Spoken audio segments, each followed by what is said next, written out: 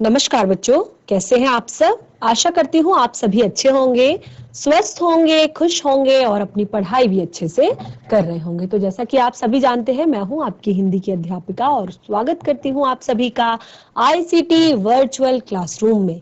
और आज हम यहाँ पर एकत्रित हुए हैं पढ़ने के लिए क्लास 12th की हिंदी। क्लास 12th की हिंदी में आपका जो चैप्टर पिछला था वो कंप्लीट हो चुका है और आज हम आपका एक नया चैप्टर लेकर आए हैं जिसका नाम है बाजार दर्शन। और ये चैप्टर, ये पाठ आपकी परीक्षाओं की दृष्टि से बहुत ही ज्यादा महत्वपूर्ण है और उससे भी ज्यादा महत्वपूर्ण है ये आपके दैनिक जीवन से। क्योंकि कोई भी शिक्षा हम ग्रहण करते हैं तो उसका जो असर होता है वो हमारे व्यक्तित्व पर होता है। तो आज का जो पाठ है, अगर हम इसे पढ़ ले, अगर हम इसे समझ ले तो इसका बहुत बड़ा असर हमारे व्यक्तित्व पर पड़ेगा, हमारे नजरिए पर पड़ेगा। तो जैसे कि इस पाठ का नाम है बाजार दर्शन, तो ये पूरा पाठ बाजार के ऊपर ही बनाया गया है कि किस तरह जो बाजार है वो लोगों को अपनी तरफ आकर्षित करता है, अपने आकर्षण में जकड़ता है। बिल्कुल सेम चैप्टर आपने क्लास 9th में, अभी आप क्लास 12th में हैं, बिल्कुल सेम चैप्टर अगर आपको याद होगा तो आपने क्लास 9th में इसी तरह का एक पाठ पढ़ा है जिसका नाम है उपभोक्तावाद की संस्कृति। तो बिल्कुल इसी तरह का ये चैप्टर आज का भी हमारा है कि किस तरह बाजार में जो चीजें हैं वो लोगों को अपना गुलाम बना लेती हैं, लोग उसे खरीदने पर मजबूर हो जाते हैं। बाजार का जादू किस तरह लोगों के सिर पर चढ़ता है, वो सारी बातें इस पाठ में हमें बताई गई हैं। और अंत में हमें यह भी बताया गया है कि कैसे हमें इस चीज से बचना है। क्योंकि देखिए क्या होता है कि कई बार हमारे पास पैसे नहीं होते हैं उस चीज को खरीदने के, उस सामान को खरीदने के लिए, और फिर भी क्योंकि हम उसके जादू में, उसके मोह में पड़ जाते हैं और अनावश्यक वस्तुओं का भी हम उपभोग कर लेते हैं, यानी कि उन्हें भी हम खरीद लेते हैं और जो पैसे हमने आवश्यक चीज के लिए बचाए हैं वो हम खर्च कर देते हैं। तो इस तरह अगर हम बार बार हमारी यही लत लग जाती है तो हम एक बार बहुत बड़ी समस्या में पड़ सकते हैं। तो ये इस चीज से कैसे बचे और इस चीज को कैसे समझें, ये सारी बातें हमें इस पाठ में बताई गई हैं। और ये चैप्टर आपकी परीक्षाओं की दृष्टि से बहुत ज्यादा महत्वपूर्ण है। हर बार आप अगर पिछले 4-5 सालों के सैंपल पेपर अगर आप उठाकर देखेंगे तो इस पाठ से संबंधित बहुत सारे प्रश्न आपकी परीक्षाओं में पहले भी आए हुए हैं। तो पाठ को पहले तो अपनी परीक्षाओं के लिए आपको पढ़ना है, समझना है, और नंबर दूसरा, क्योंकि जैसे कि मैंने आपको बताया आपके दैनिक जीवन से बहुत ज्यादा संबंधित है, रिलेटेड है, तो उसके लिए भी आपने इस पाठ को समझना है। तो शुरू करते हैं हम आज का सेशन, चलते हैं स्मार्ट बोर्ड की तरफ और सभी बच्चे ध्यान से समझेंगे। क्योंकि ये जो चैप्टर है बाजार दर्शन काफी लेंथी चैप्टर है और क्योंकि आप लोगों को पढ़ाना भी जरूरी है, समझाना भी जरूरी है, बहुत ज्यादा महत्वपूर्ण बातें इस पाठ में बताई गई है, इस पाठ में समझाई गई हैं।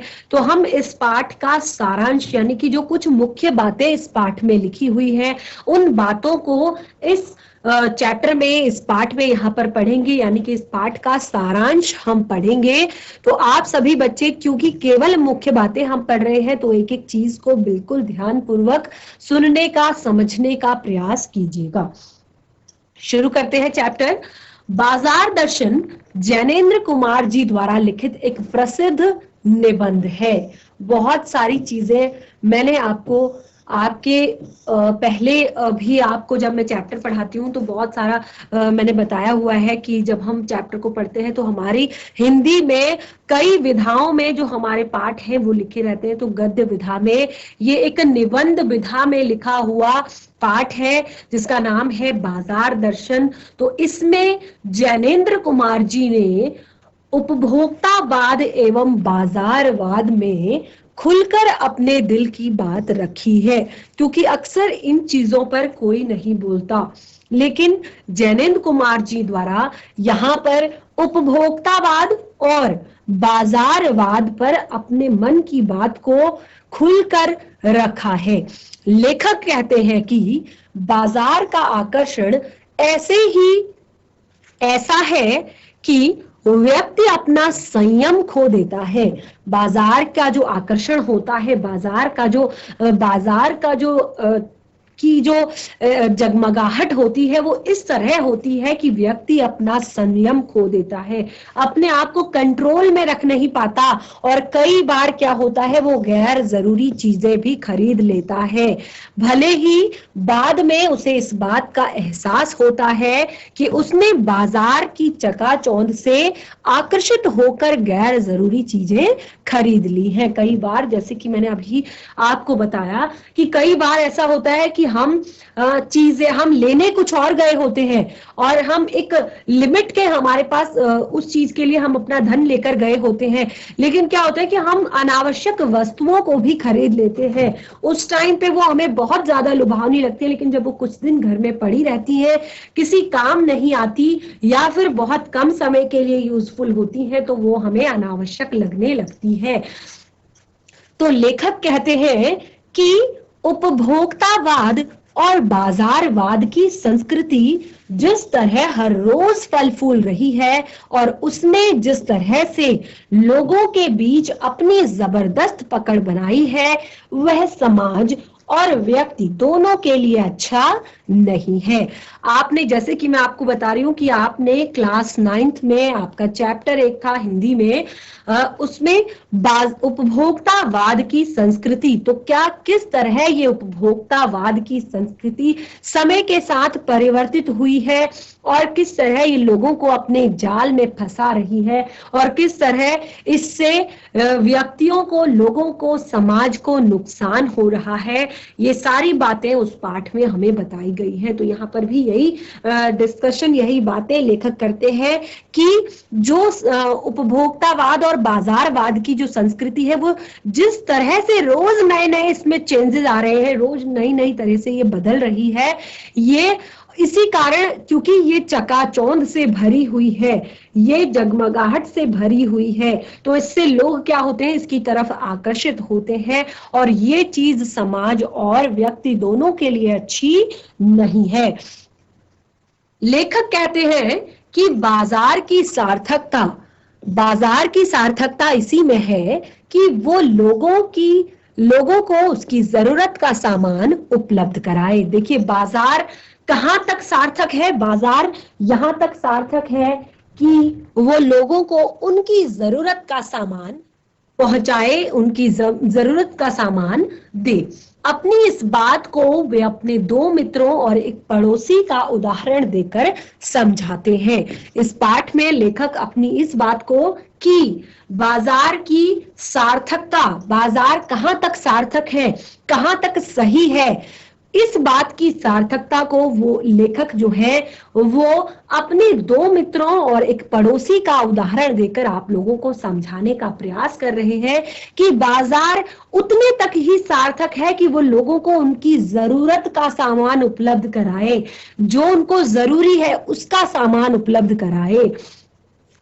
निबंध की शुरुआत करते हुए लेखक कहते हैं कि उनके एक मित्र जो अपनी पत्नी के साथ कुछ जरूरी सामान लेने के लिए बाजार गए थे, लेकिन बाजार पहुंचकर उन्होंने इतना गैर जरूरी सामान खरीद लिया कि उनके पास घर वापस आने के लिए रेल का टिकट खरीदने तक के भी पैसे नहीं बचे। देखिए कितनी बड़ी बात है कि निबंध की शुरुआत, यानी कि अपने इस लेख को, अपने इस निबंध को शुरू करने के लिए उन्होंने अपने एक मित्र का उदाहरण दिया कि जो गए तो थे अपनी पत्नी के साथ बाजार जरूरत का सामान खरीदने के लिए, जरूरी सामानों को खरीदने के लिए, लेकिन बाजार पहुंचकर उन्होंने इतना गैर जरूरी सामान खरीद लिया, यानी कि इतनी एक्स्ट्रा चीजें खरीद ली जो कि उनके पास अब घर वापस आने के लिए ट्रेन का टिकट खरीदने तक के भी पैसे नहीं बचे थे।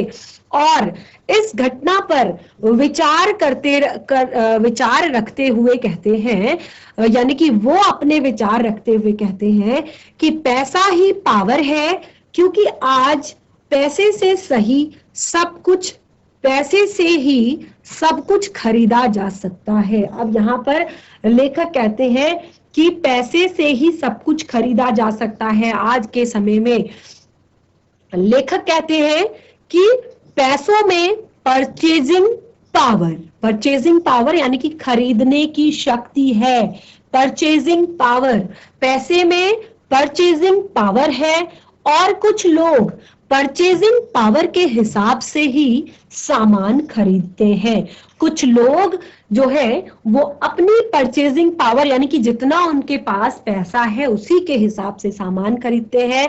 यानी कि जेब में जितना अधिक पैसा उतना ही अधिक सामान की खरीदारी, यानी कि जितना उनकी जेब में पैसा है वो उतनी ही ज्यादा खरीदारी करते हैं, फिर चाहे वो सामान उनकी जरूरत का हो या ना हो। ये लोग इसी पावर का इस्तेमाल करने में खुशी महसूस करते हैं। कुछ लोग ऐसे होते हैं कि वो पैसे की जो परचेजिंग पावर है वो इस पावर को यूज करने में ही उन्हें सबसे ज्यादा खुशी मिलती है, कि वो सोचते हैं मेरे पास बहुत सारा पैसा है और इस पैसे को मैं ऐसे उड़ाऊं, तो उसी में उन्हें सबसे ज्यादा खुशी मिलती है। लेकिन कुछ लोग ऐसे भी होते हैं जो पैसे के महत्व को समझकर अपने मन पर नियंत्रण रखते हैं, और इनमें से ही कुछ लोग ऐसे होते हैं जो पैसे के महत्व को समझते हैं कि पैसा जरूरी है लेकिन पैसा सब कुछ नहीं है। तो पैसा जहां पर यूज करना है, जहां पर जरूरत है वहां पर वो उसको यूज करते हैं, बाकी वो अपने आप को कंट्रोल में रखते हैं, अपने आप को नियंत्रण में रखते हैं और अपनी बुद्धि और संयम से जोड़े हुए पैसों को खर्च करने के बजाय सहेज कर रखने में ज्यादा गर्व महसूस करते हैं। तो अलग अलग तरह के लोगों की मन की अलग अलग तरह की बातें यहाँ पर लिखी हुई है कि कुछ लोगों को तब आनंद आता है जब वो अपने पैसे की जो परचेजिंग पावर है उसको शो ऑफ करते हैं, उसको दिखाते हैं, यानी कि वो सोचते हैं मेरे पास बहुत सारा पैसा है, ढेर सारा पैसा है तो मैं इसे खर्च करता हूं, तो उन्हें खर्च करने में आनंद आता है। लेकिन कुछ लोग ऐसे होते हैं जो पैसों के महत्व को जानते हैं और वो अपने मन पर नियंत्रण करते हैं और अपनी बुद्धि से, अपने संयम से अपने उस जोड़े हुए पैसे को, उस कमाए हुए पैसे को खर्च करने के बजाय सहेज कर रखने पर उन्हें ज्यादा आनंद आता है, ज्यादा गर्व महसूस वो करते हैं। तो जब लेखक कहते हैं कि उनका जो मित्र है वो जरूरी सामान के साथ साथ ढेर सारा गैर जरूरी सामान उठाकर ले आए और उनके पास ट्रेन का टिकट भी लेने के लिए पैसे नहीं बचे, तो इस पर लेखक कहते हैं कि जब मैंने अपने मित्र से पूछा कि इतना सामान क्यों खरीदा, तो उन्होंने जवाब दिया कि यह बाजार तो शैतान का जाल है, यहाँ सामान को कुछ इस तरह रखा जाता है जैसे कि आदमी आकर्षित हुए बिना नहीं रह सकता। जैसे कि अभी आप देखेंगे जो मार्केट में बहुत सारे फेस्टिवल्स हमारे चल रहे हैं, बहुत सारे फेस्टिवल्स हमारे आने वाले हैं, जो हमारे साल का सबसे बड़ा त्योहार है, सबसे बड़ा फेस्टिवल है, वो नजदीक है। तो आप देखेंगे कि बाजार किस तरह से सजे हुए आपको आजकल दिखाई देंगे। आपके आसपास आप देखेंगे बाजार चारों तरफ सजे हुए रहते हैं, चारों तरफ आपको अलग अलग तरह की चीजें, अलग अलग तरह की वस्तुएं दिखाई देंगी। और यही टाइम है, यही समय है जब बाजार अपने जादू से लोगों को आकर्षित करके उनको बिल्कुल खरीदने पर मजबूर कर देता है। और अक्सर ऐसे समय पर खरीदी गई चीजें, ऐसे समय पर लिया गया सामान आपको हमेशा धोखा ही देता है, क्योंकि उसमें आप देखेंगे ज्यादातर सामान जो होता है वो अनावश्यक होता है, केवल और केवल चकाचौंध से भरा हुआ होता है, वो बिल्कुल भी यूजफुल सामान नहीं होता है। तो इसके लिए आपको क्या करना है, इससे बचने के लिए आपको क्या करना है, आगे आप इस पाठ में पढ़ेंगे। लेकिन बाजार के विषय में और क्या लेखक कह रहे हैं हम पढ़ते हैं।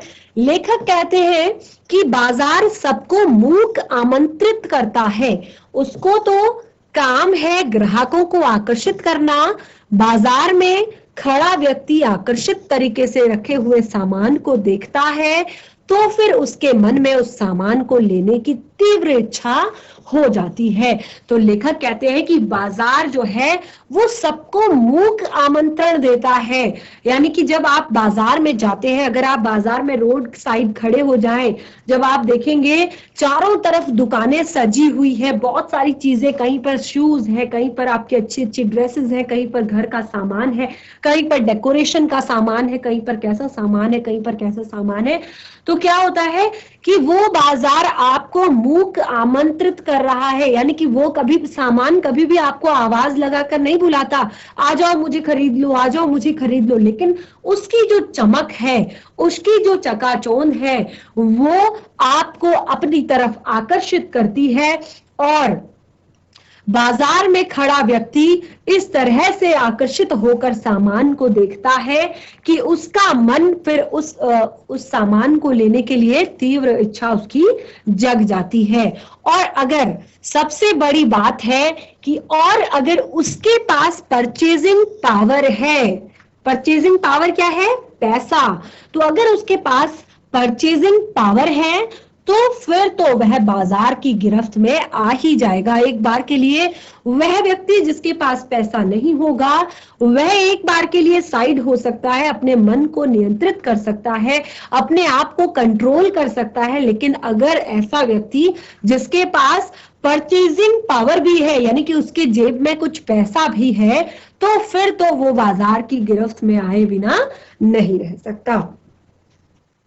एक और मित्र का उदाहरण देते हुए लेखक कहते हैं कि उनके एक और मित्र जो दिल्ली के चांदनी चौक में चक्कर लगाकर बिना कोई सामान खरीदे वापस लौट आए। ऐसा भी हो सकता है कि कोई व्यक्ति दिल्ली के चांदनी चौक बाजार में जाए। देखिए, आपको नाम से ही बाजार में कितनी जगमगाहट, कितनी चकाचौंध आपको सुनाई पड़ रही है, दिखाई पड़ रही है, केवल बाजार के नाम से ही, चांदनी चौक। तो आप देखेंगे कि कोई व्यक्ति, जब लेखक अपने एक और मित्र का एग्जाम्पल दे रहे हैं, उदाहरण दे रहे हैं कि मेरे एक और मित्र हैं जो मित्र दिल्ली के चांदनी चौक में चक्कर लगाकर बिना कोई सामान खरीदे वापस लौटे, तो जब उन्होंने अपने मित्र से बाजार से खाली हाथ लौट आने का कारण पूछा, तो उन्होंने लेखक को जवाब दिया कि बाजार में मुझे भी सभी वस्तुओं को लेने का मन कर रहा था, लेकिन अगर मैं थोड़ा लेता तो बाकी छूट जाता, और मैं तो कुछ भी नहीं छोड़ना चाहता था, इसीलिए मैंने कुछ भी नहीं खरीदा। देखिए कितनी अच्छी बात है, किस तरह से उन्होंने अपने मन को नियंत्रित किया, किस तरह से उन्होंने अपने आप को कंट्रोल किया इस बाजार की चकाचौंध की गिरफ्त में आने से, इस बाजार की जगमगाहट की गिरफ्त में आने से, इस बाजार के जादू की गिरफ्त में आने से। तो लेखक के मित्र कहते हैं कि बाजार में खरीदने के लिए तो बहुत कुछ था और बहुत सारी वस्तुओं को लेने का मेरा मन भी कर रहा था, लेकिन अगर मैं कुछ वस्तुएं खरीदता तो कुछ छूट जाती। यानी कि ऐसा तो असंभव है कि हम बाजार जाएं और वहां से जितनी भी वस्तुएं हमें पसंद आ रही हैं हम वो सब लेकर आ जाएं, क्योंकि अक्सर ऐसा होता है, हम सभी एक सामान्य वर्ग के व्यक्ति हैं और जब भी हम बाजार जाते हैं तो अपनी एक सूची बनाकर जाते हैं कि आज हमें सामान ये सामान लेकर आना है। तो अगर हमने 10 चीजों की सूची बनाई भी है तो 5 और एक्स्ट्रा आ जाती हैं, वो कोई बात नहीं। लेकिन ऐसा बिल्कुल नहीं है कि बाजार में जो हमें पसंद आए हम उसे खरीद लें। तो लेखक के जो मित्र हैं वो भी बिल्कुल इसी तरह का जवाब यहाँ पर दे रहे हैं। वो कहते हैं कि अगर मैं थोड़ा भी ले लेता तो बाकी सब छूट जाता, और इसीलिए क्योंकि मैं कुछ भी नहीं छोड़ना चाहता था, इसीलिए मैंने कुछ भी नहीं खरीदा। यानी कि मैं जो चीजें वहां पर थी मैं उनमें से किसी एक को भी नहीं छोड़ना चाहता था, सारी मुझे बहुत ज्यादा अच्छी लगती थी, लेकिन क्योंकि मेरा जो बजट था वो उतना नहीं था, इसलिए मैंने कुछ भी नहीं खरीदा। लेखक कहते हैं जब पता ही ना हो कि तुम्हें लेना क्या है तो सभी वस्तुएं तुम्हें आकर्षित करेंगी। अगर आप मन बनाकर नहीं गए हैं, अगर आप एग्जैक्ट चीज को लेने के लिए नहीं गए हैं, तो बाजार की हर एक वस्तु आपको अच्छी लगेगी और क्या होगा, जिसका परिणाम बुरा ही होगा। लेखक आगे कहते हैं कि बाजार के जादू से कैसे बचा जाए। बाजार में एक जादू है जो आपकी आंखों के रास्ते काम करता है। अगर मन खाली हो तो बाजार जाना नहीं चाहिए, क्योंकि आंखें बंद भी कर लेते हैं तो भी मन यहाँ वहां घूमता रहता है। तो अब यहाँ पर लेखक एक बहुत ही अच्छी बात बता रहे हैं, जिसको आपने ध्यान पूर्वक सुनना है, समझना है, कि लेखक कहते हैं कि बाजार के जादू से कैसे बचा जाए, हम अपने आप को कैसे नियंत्रित करें उस बाजार के गिरफ्त में आने से, उस बाजार के जादू के कंट्रोल में आने से। तो सबसे पहले अगर आप बाजार जा रहे हैं, क्योंकि जो ये बाजार का जादू है ये हमारी आंखों के रास्ते काम करता है, हम सबसे पहले देखते हैं चीजों को, तो चीजें हमें बहुत लुभावनी लगती है, बहुत ज्यादा आकर्षक लगती है, और हम फिर सीधे वो पिक्चर हमारे मन में जाती है और फिर मन करता है अरे यार इस चीज को तो ले ही ले। तो क्या होता है कि यहाँ पर लेखक ने आपको एक एडवाइस दी है, एक सलाह दी है कि अगर आपका मन खाली है, यानी कि आपके मन में कुछ भी विचार नहीं है कि आपको क्या खरीदना है, आप बाजार क्यों जा रहे हैं, आपका एम क्या है, आपको क्या चीज खरीदनी है, तो क्या होगा कि आपको उस समय बाजार नहीं जाना चाहिए। क्योंकि आंखें अगर आप बंद भी कर लो ना, तो तब भी जो हमारा मन है, देखिए हमारा मन इतना ज्यादा चंचल है कि आप यहां बैठे हो तो आपका मन अमेरिका, कनाडा, स्विट्जरलैंड सब जगह घूम के आ जाएगा, यहां तक कि अर्थ के बाहर मंगल ग्रह पर भी आपका मन चला जाएगा, आकाश गंगा में भी आपका मन चला जाएगा। तो मन को कोई भी नियंत्रित नहीं कर सकता है। तो आंखें अगर हम बंद भी कर लें तो मन फिर भी हमारा इधर उधर घूमता रहता है। मगर सबसे मेन बात है, हमें अपने मन पर खुद ही नियंत्रण करना होगा, हमें अपने मन पर खुद ही नियंत्रण रखना होगा। क्योंकि अगर व्यक्ति की जेब भरी है और मन भी भरा है तो बाजार का जादू उस पर असर नहीं करेगा। अगर व्यक्ति का मन भी भरा हुआ है और जेब भी भरी हुई है तो व्यक्ति पर बाजार का जादू असर नहीं करेगा, क्योंकि उसको पता है वो जेब भरकर इसलिए लेकर आया है क्योंकि उसको पता है उसने क्या चीजें बाजार से खरीदनी है, क्या चीजें लेने वो बाजार में आया हुआ है। तो बच्चों, यहाँ पर जैनेन्द्र कुमार जी द्वारा लिखा गया ये जो बाजार दर्शन आपका पाठ है, ये अभी तक हमने जितना भी पढ़ा, आशा करती हूँ कि आपको ये बातें समझ आ रही होंगी, ये आपको महत्वपूर्ण लग रही होंगी। तो इस पाठ का शेष भाग अभी है जिसे हम नेक्स्ट सेशन में कंप्लीट करेंगे। तो आज हमने जितना भी पढ़ा आप इस पर विचार कीजिए, इसको समझने का प्रयास कीजिए। हम मिलेंगे नेक्स्ट सेशन में, तब तक के लिए धन्यवाद। आपका दिन शुभ हो।